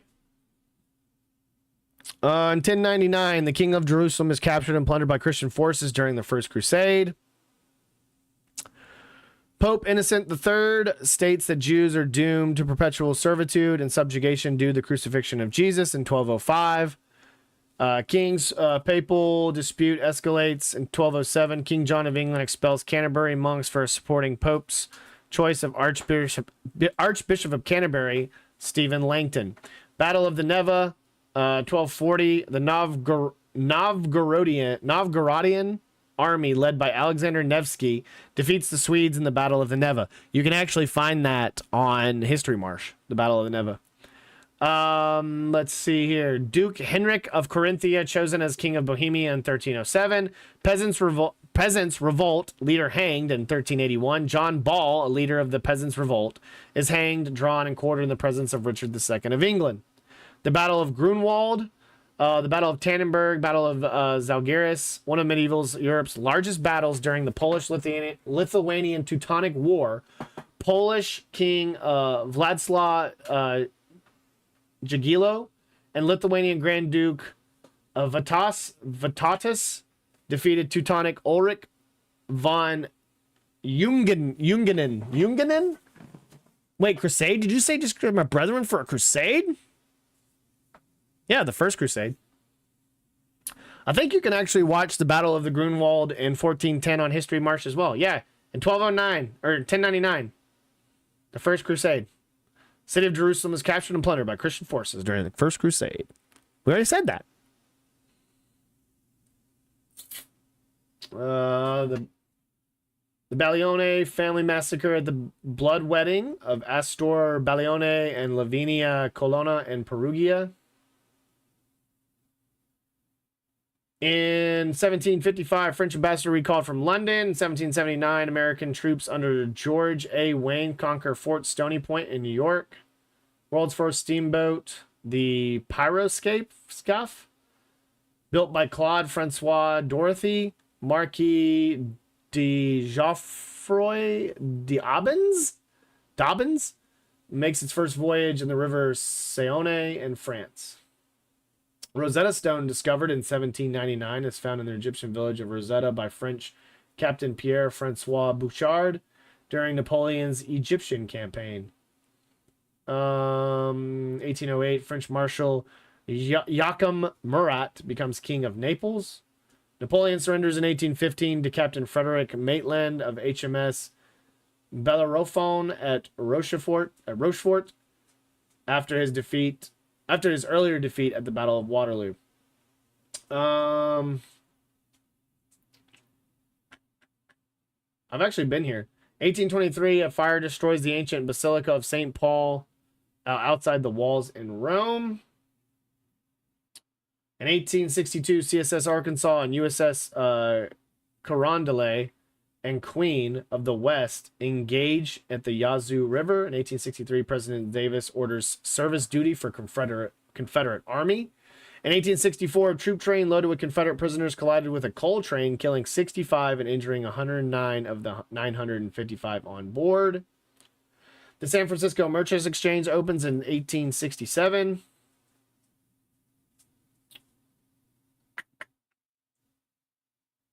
In 1912, British National Health Insurance Act goes into effect. President Huerta flees. 1914, Mexican President Victorino Huerta flees with 2 million pesos to Europe. 1915, the Austro-German forces launch an offensive along the Eastern Front.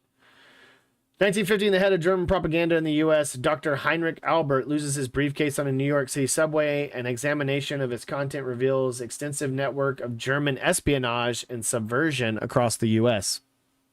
Boeing was formed in 1916. Pacific Aero Boeing Company, formed by William Boeing in Seattle, Washington. World War I, Second Battle of the Marne begins in 1918. Babe Ruth ties his record of 29 home runs in a season in 1920. And then 1921, New York Yankee slugger Babe Ruth ties MLB record of 138 home runs held by Roger Connor since 1895 in a 7-2 win of the St. Louis Browns at Sportsman Park in St. Louis. First airport hotel opens in Oakland, California in 1929. Let's see here. Hoover cuts own salary in 1932, cuts his own salary 15%. Could you imagine if some CEO would do the same thing?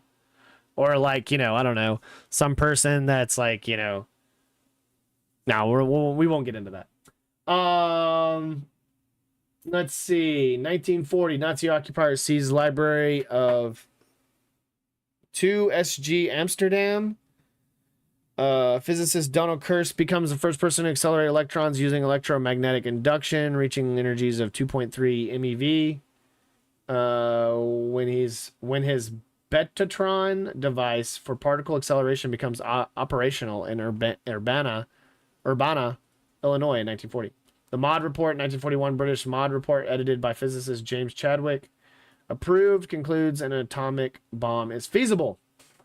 Penicillin development in 1941. Howard Florey and Norman Heatley present freeze-dried mold cultures of penicillin. First deportation camp at Westerbrock, Jews sent to Auschwitz in 1942. 1942, Dutch Jews invoked for labor camps. 1944, Greenwich Royal Observatory in London damaged by World War II flying bomb. Let's see here. U.S. troops to Lebanon in 1958. President Eisenhower sends troops to Lebanon. They stay for 3 months. The twist dance craze in 1960. Chubby Checker releases his version of the twist in the U.S. Date approximate. Young people in Berlin taking part in the twist dance craze in 1964. Paul McCartney is fined €17 for speeding in 1963. U.S. President Richard Nixon announces he will visit the People's Republic of China in 1971. Honky Chateau in 1972 becomes Elton John's first #1 album in the U.S. includes his hit Rockin' Man. Rockin' Man. Nope, we're good. 1973, California Angels Nolan Ryan's second no-hitter beats Detroit Tigers 6-0. 1973, MLB San Francisco Giant William McCovey becomes 15th to hit 400 home runs. This one at Candlestick Park against the Pittsburgh Pirates' Bob Moose. Let's see here. Johnny Bench hits his 314th home run as a catcher in 1980, which breaks Yogi Berra's record. John Lennon single "I'm Stepping Out" released posthumously. I already say that word. 1984. Boy George in 1987 is barred from a British TV show because he may be a bad influence. 1998, Die Hard, directed by John McTiernan and starring Bruce Willis and Alan Rickman, is released in the U.S. U.S. troops leave northern Iraq in 1991. Rwandan genocide in 1994, hundreds of thousands of Hutus flee to Zaire in the Congo near the end of the Rwandan genocide. Wedding Crashers in 2005 with Owen Wilson and Vince Vaughn. 2005? That's how old that movie is?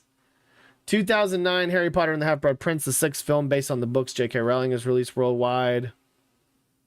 Gangnam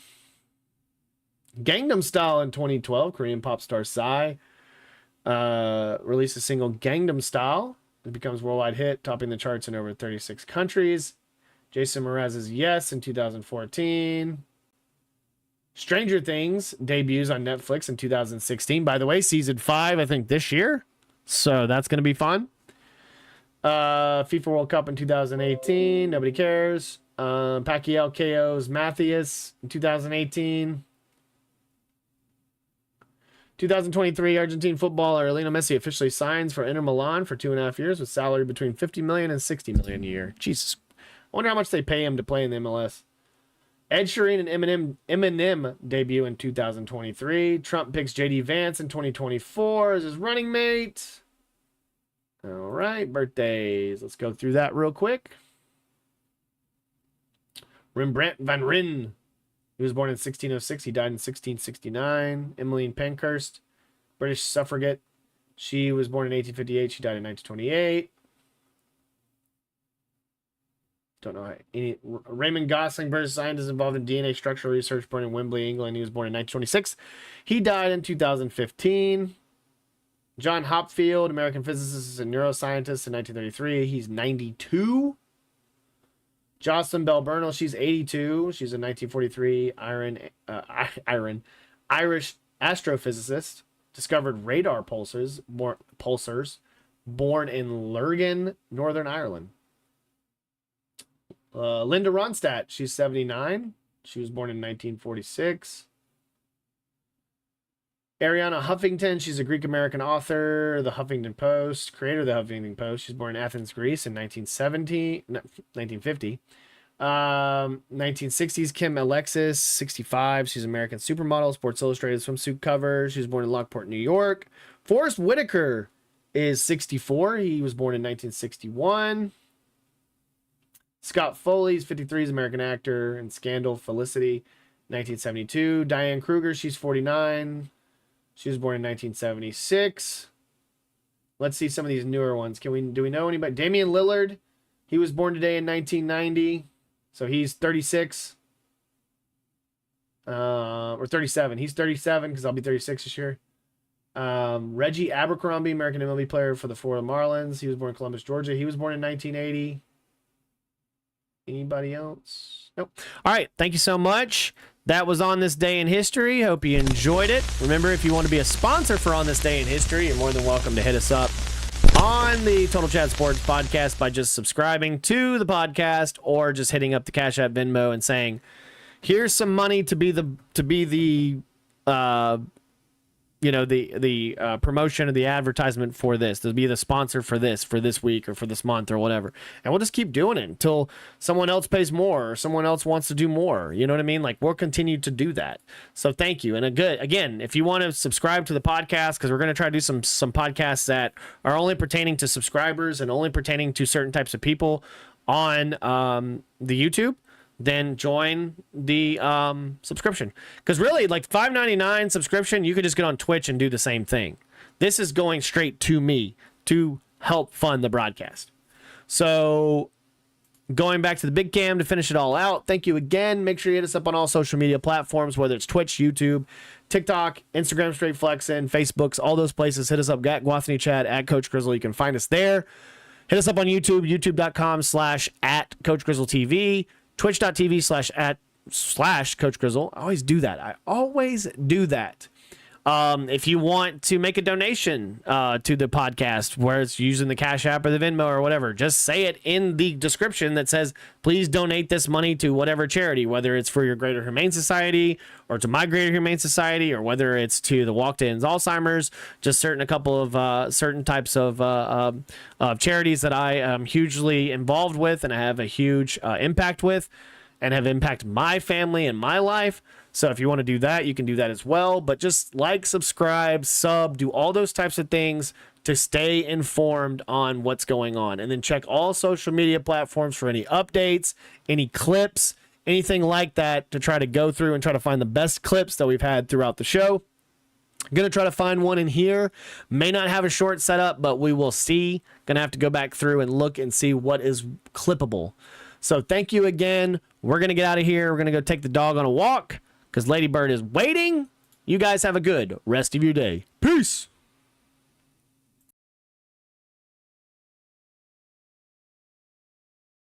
I'm handsome, I'm fast, I'm pretty, and can't possibly be beat. High fly ball into right field. She is gone. They might be going to call George Brett out. Well, he is. He's out. Yes, sir. Brett is out. Look at this. Brett is out.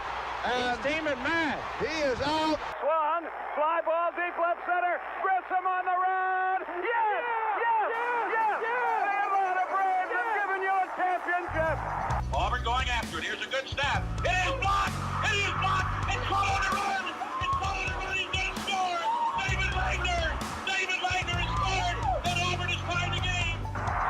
It's good! It's good!